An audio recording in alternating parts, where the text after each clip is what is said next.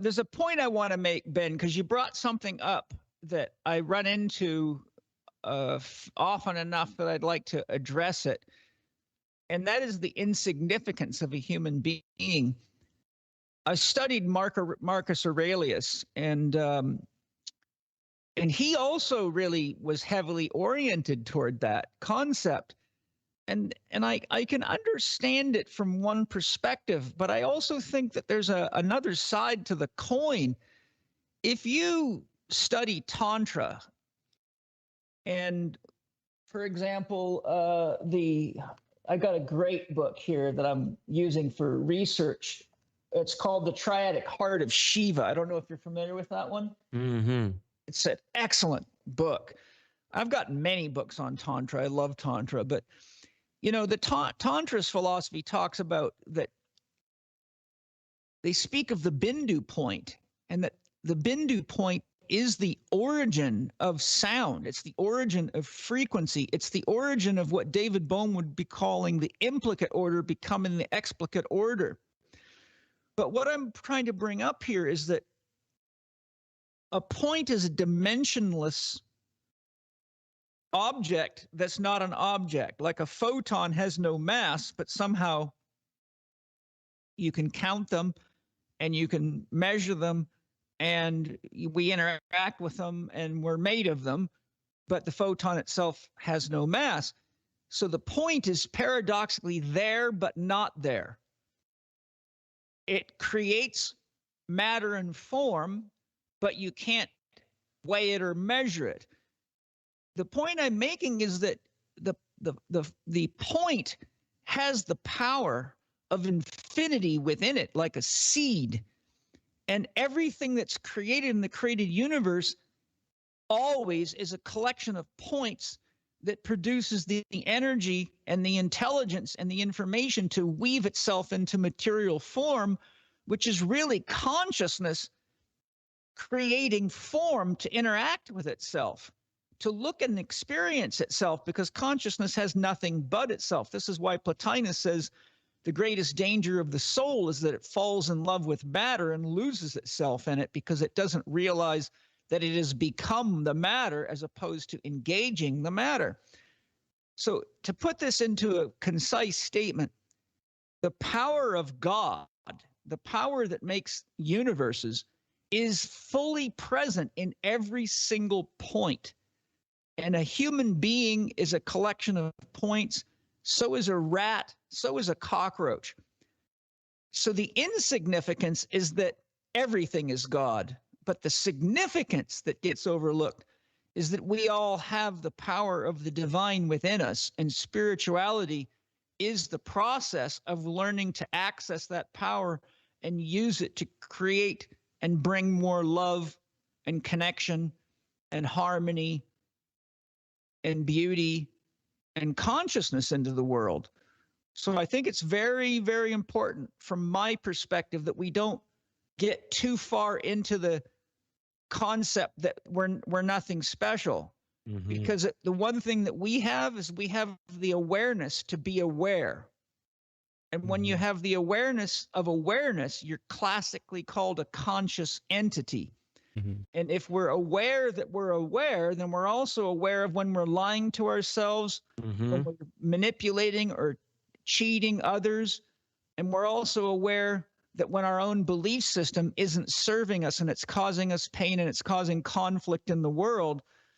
And as we deal with the pain teacher, which shows us where the untruth of our philosophy is hiding in our story, and we start to heal, we allow more God to flow through us. And to highlight just how unique we can be, Sri Aurobindo, who was, a very unique man. I know you know who he is, but for those of you that don't, he was a Harvard-educated Indian, not Harvard, he was Cambridge educated, and he was extremely intelligent and deeply developed spiritually. But he came from India and ended up going back to India after a while, but he did research because he had a question. What is it that the true spiritual masters are doing to do these miraculous healings or manifest stuff like Sai Baba and all the kind of crazy stuff anyone that studies these spiritual masters knows they can do, from levitation to, I mean, I've seen some crazy shit on documentaries. I saw a Taoist monk one time to demonstrate his ability to use the power of God. He put a shovel in a fire and let it stay in there until it was so hot. When he picked it up, it folded over backwards. It was white hot. Then he held it to his tongue for about 30 or 40 seconds and was smiling and laughing while he was doing it. And you could hear the water steaming and literally see steam shooting off of him. Then I've seen documentaries showing where they do training for monks. They're way up in the Himalayas. They're naked, sitting like way the hell up on a cliff in the freezing cold weather with snow on the ground. And they wrap these soaking wet sheets around their bodies. And in their training, they have to dry these sheets out. And these guys are generating so much heat, there's just clouds of steam billowing off them. They're drying like 5 or 6 sheets out in just a short period of time, like a half an hour. And you're like, what the hell? These guys are turning into infernos. So when you start looking at what these guys can do, so Sri Aurobindo is like, I need to know what the difference between a real spiritual master is and a fake one. So he looked into this and he identified 4 things that make a spiritual master a true spiritual master. And I'm bringing this point up to show human beings are very unusual, because there's no other animal in the animal kingdom that we know of that has these abilities. And these guys are showing us what we're capable of. First of all, he said they all draw their power from unconditional love. That is another word for God.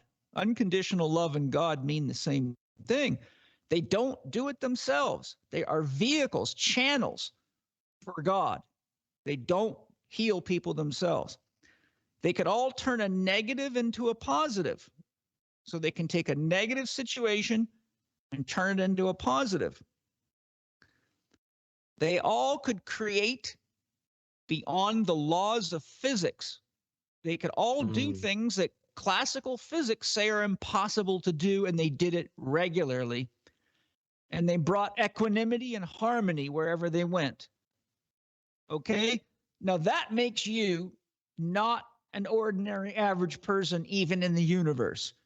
So we can all draw from unconditional love because it's what we really are. We can all turn a negative into a positive. It's called having patience, having some emotional intelligence, and getting clear on what is ideal for everybody involved instead of just yourself.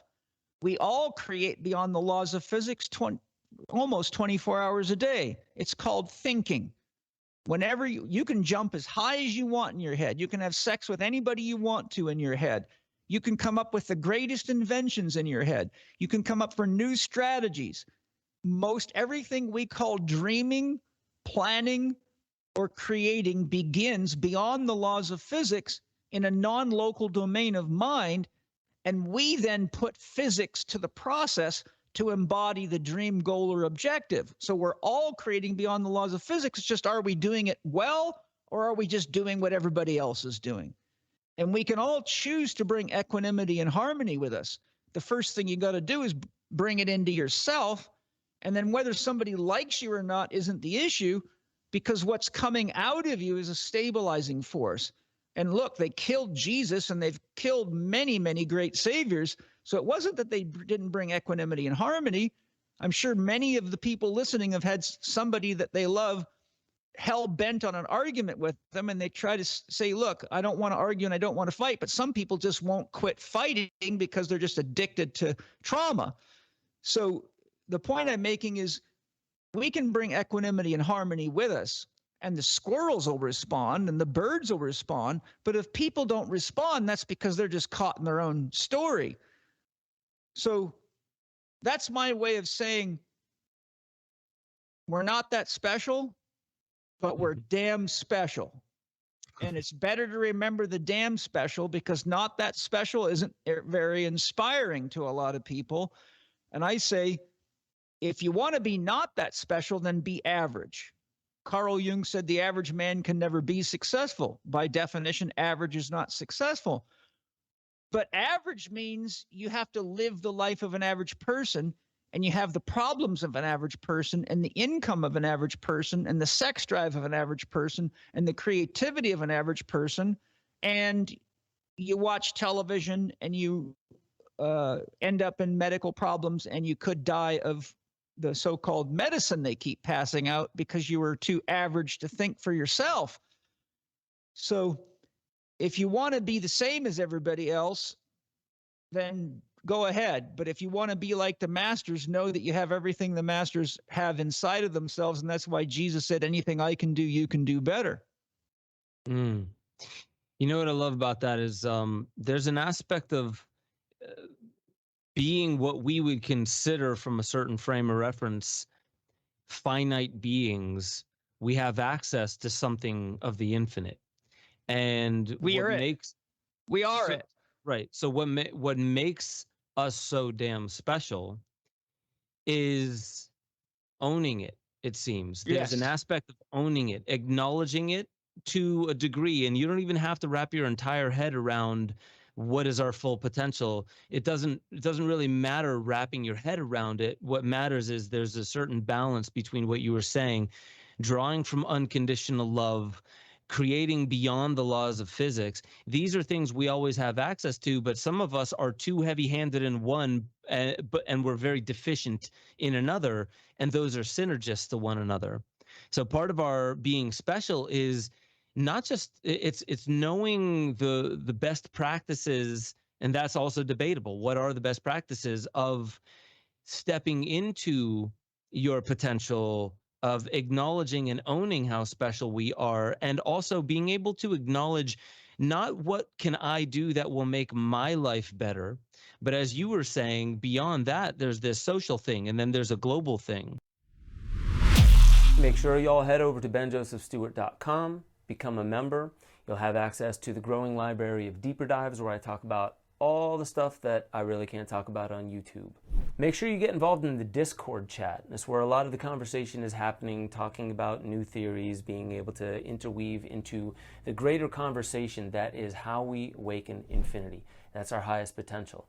And I just want to remind you, you are the most powerful technology ever known to creation. Wield it like an artist with a conscience.